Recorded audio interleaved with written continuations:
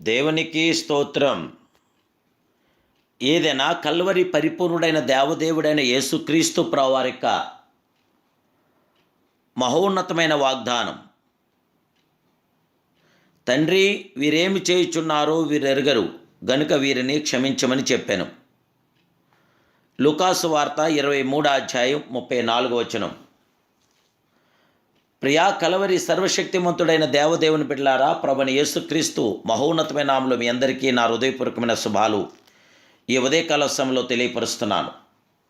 మన ప్రియ ప్రభువైన దేవదేవుడైన యేసుక్రీస్తు ప్రభువారు కలవరి క్షమాస్థలం ద్వారా మనందరికీ క్షమాభిక్ష పెడుతున్న అద్వితీయ సత్యస్వరూపుడైన దేవదేవుడు.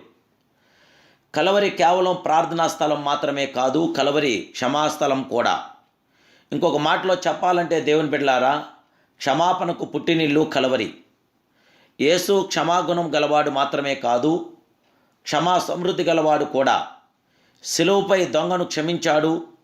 దూషించి దుర్భాషలాడిన రోమా సైనికులను, యోధా మతాధికారులను యేసు మనస్ఫూర్తిగా క్షమించాడు.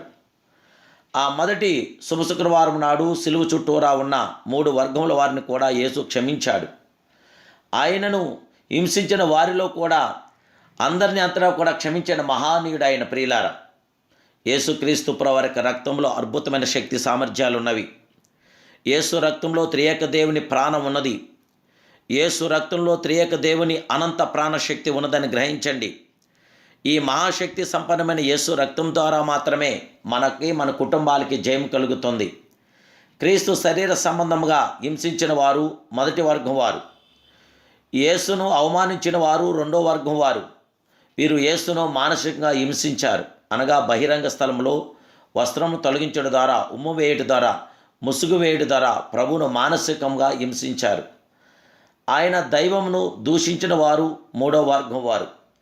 దేవుని కుమారుడివైతే దిగిరమ్ము, ఇతరులను రక్షించదు కదా, నీవు రక్షించుకోలేవా? ఇశ్రాయేల్ రాజా దిగిరా అని ఆయన దైవత్వంను శంకించి ఆత్మ సంబంధమైన హింసకు క్రీస్తును గురి చేశారు. దేవదేవుని బిడ్డలారా, ఈ 3 వర్గాల వారిని యేసు క్షమించాడు. అందుకే కలవరి క్షమాస్థలముగాను పుణ్యభూమిగాను మారింది. శిలువపై మారు మనసు పొందిన దొంగకు కలవరి కొండ పరలోకాన్ని ఎక్కిపోగల యాకోబు నిచ్చెనగా మారిపోయింది. దేవునికి స్తోత్రమని సాగబోయే ఈ దొంగ నిరీక్షణతో కూడి ప్రియులారా దేవదేవుని మహింపరుస్తున్నాడు. దేవదేవుని బిడ్డలారా, సర్వాధికారైన ప్రియ ప్రభు, సర్వ జగత్రక్షకుడు, మరణంలో ఆయన జీవాన్నిచ్చిన మహిమానితుడు, వినాశనంలో తేజస్సునిచ్చిన విజయసారథి, అవమానంలో గౌరవాన్నిచ్చిన అద్వితీయ సత్యస్వరూపుడైన, అపజయంలో విజయాన్నిస్తున్న విజయస్తురుడు, బానిసత్తులో రాజరికాన్ని విశదంగా చూపాడు ఈ మహాప్రభు. ఇలాంటి మహాదేవుడైన దేవదేవుడికి, మహోన్నతుడైన దేవుడికి మనసారా ప్రార్థించుకుందాం. ఆ దేవాదేవుడికి కలవరి కృపను మనం పొందుదాం. ఆ కృపాకిరణాలు ఈ సంవత్సరం పొడుగునా మనం పొందుకోవడానికి ఆయన్ని ప్రార్థించేద్దాం. మహాపరిశుద్ధుడు, మహోన్నతుడైన మా ప్రియ సర్వశక్తి సంపన్నుడైన దేవదేవుడా, ఆది సంభూతుడా, జగన్నాటక సూత్రధారుడా, మీకు స్తోత్రాలు. మీ కృప, మీ కాపుదల, మీ కనికరం మీ బిడ్డలైన మాకు అందరికీ దయచేసి, మీ బిడ్డలైన మమ్మల్ని అందరినీ ఆదరించండి, దీవించండి, బలపరచండి. మీ సన్నిధి మాకు దయచేయండి.